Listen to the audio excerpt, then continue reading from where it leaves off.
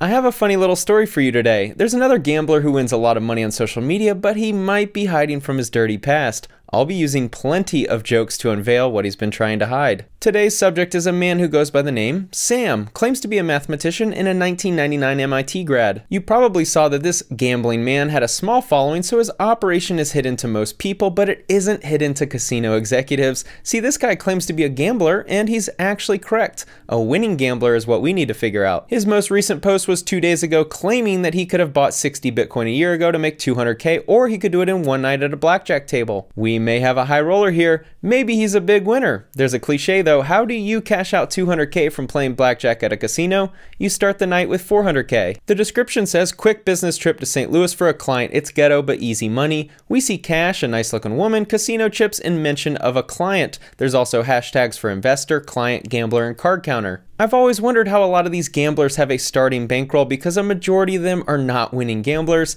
Today we're going to find out how Sam, as he claims his name is, started his bankroll. Here's the IMDb for a show called The Family Curse, a true crime documentary. Identical twins Jordan and Simon Gann had potential in their youth, but as teens they take a dark turn. You all are in for a treat of a story today. We're just getting warmed up. Soon, small lies and thievery give way to a global crime spree where the twins exploit the vulnerabilities of others in a cruel and twisted game. Do you want to play a game? Every time I hear about a cruel and twisted game, I think of the Saw movies. The first one, of course, because that was an all-time great thriller, in my opinion. This TV show mentioned Jordan and Simon Gann. Let's do a quick search on these twins. The Cinemaholic wrote an article, Where are Jordan and Simon Gann now? The guy on the right looks really familiar to our little card counting gambler, doesn't he? Here's Sam with his Johnny Manziel-inspired money phone receiving a call from the IRS asking about the source of the funds. When you gamblers let go of your pride and ego and want to let me do the work, then you will finally make money. It's about time I unveil what our twin turbo scammers were doing for money. Twins Jordan and Simon Gann became notorious for bilking mostly female victims out of their money by using their charm.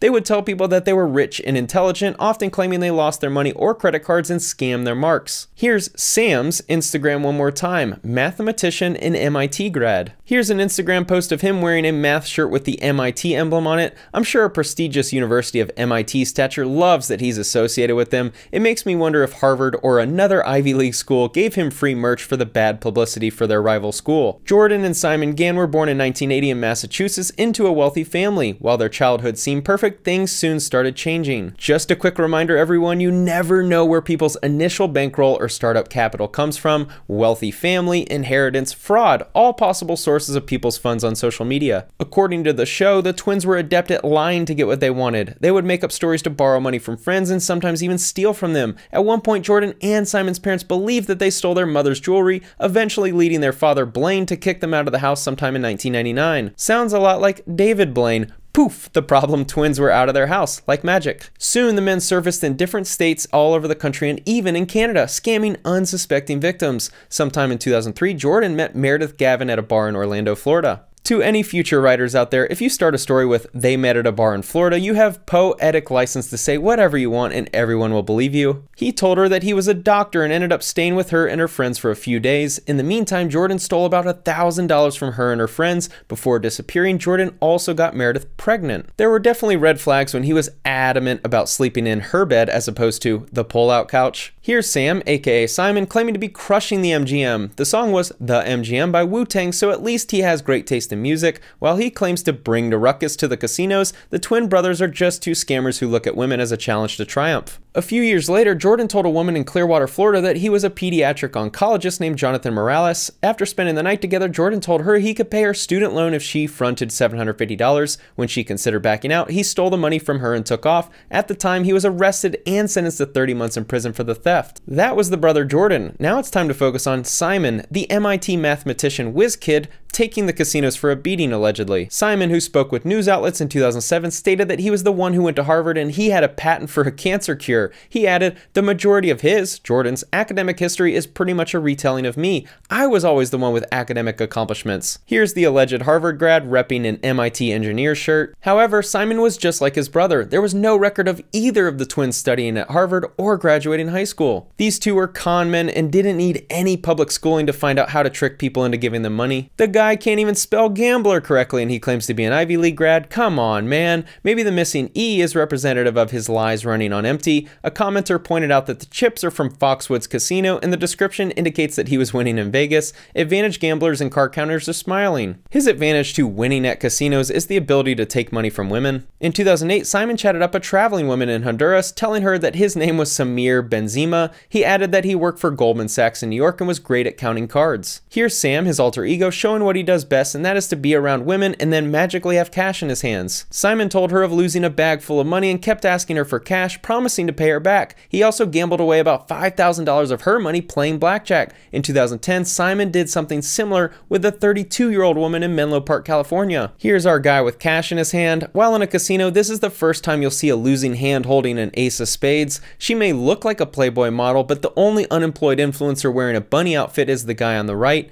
The alcohol in that bottle comes from wheat, but the only practical utility in this picture is the money in his hand used for bail. Con man busted in Las Vegas. Simon Gann caught after jumping parole in Menlo Park case. This guy looks like a discount Scott Conn, and even Scott wouldn't give this guy's attempt at being cool 2 thumbs up. This picture is also proof that white-collar crime pays best. Bad news, convicted con man Simon Gann will be returning to the Bay Area. Good news, he should be doing so courtesy of law enforcement. I'm surprised he didn't try to coerce a woman into giving him a ride out of town. Since fleeing the Bay Area, he'd been cited in Arizona, Oregon, Washington, and Nevada, allegedly up to the exact same thing, police said. You would think that an MIT mathematician could run the calculations to find out that taking pictures with women who aren't interested in him doesn't add any social media credibility. The headset on the outfits of these 2 women aren't for their job. No, it's optics showing that they're wired and will alert authorities the second this loser tries to take money from them. The exact same thing usually involves Mr. Gann posing as a math savant and business tycoon who just needs a little help to recover from losing his passport and wallet. His shirt should read, "You don't see all of my minus EV bets until I'm losing." If this loser stole from and manipulated men like he does women in a chilly city like Denver, his battered body would give a new meaning to ice cold on the rocks. If enough women watch this video and become aware of his tactics, it'll leave him without money and grasping at straws. In December 2010, he admitted to sweet-talking a Menlo Park woman into a relationship and out of approximately $1,900 by pretending to be a millionaire MIT graduate named Salim Dutant who could count cards like Rain Man. He pleaded no contest to multiple felony charges in San Mateo County Superior Court and was sentenced to 16 months in state prison. Please send the money. He's going to win for you.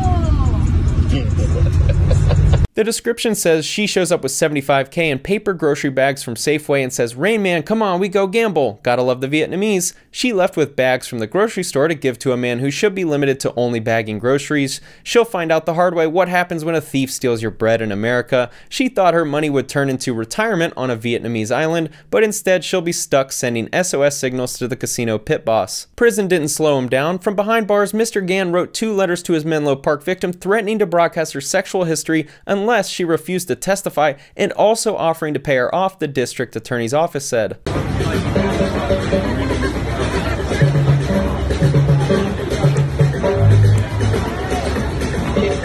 The chemistry between these 3 is as hot as the candle behind his head. The woman on the right mistakenly put her purse on the table because everyone knows who's paying for this interaction. Both women very carefully avoid touching the table because anytime they're around Simon, the last thing they want to touch is wood. Here's Simon with 5 nice looking ladies. I wonder if he coincidentally wore that tie because it perfectly represents his checkered past. These ladies were excited to be at a party with bankers from Goldman Sachs, but they were even more excited to find out Simon was there because of how much he pays for personal photos. The girl holding his arm might seem interested in him until you see that her other hand is making the most minimal effort in touching his shoulder. A woman in the comment section told Simon that no one even wants to be around him in real life, and his comments in response were very rude towards her. He even indicates that her mouth is useful for only one thing. Which is ironic since it looks like Simon is the only one with pictures on social media with white cream stains all over his chest. Here he is with Carmelo, and the only comment is someone saying that Simon robbed him of $10K and vanished. When you give money to a known scammer, the result is your money will always end up short. Here's a meme waiting to happen showing how big she thinks you are versus how big you really are. Okay, I'm going to stop now. We ruined our little fraudster enough for today. I could go on all night. Thanks for watching.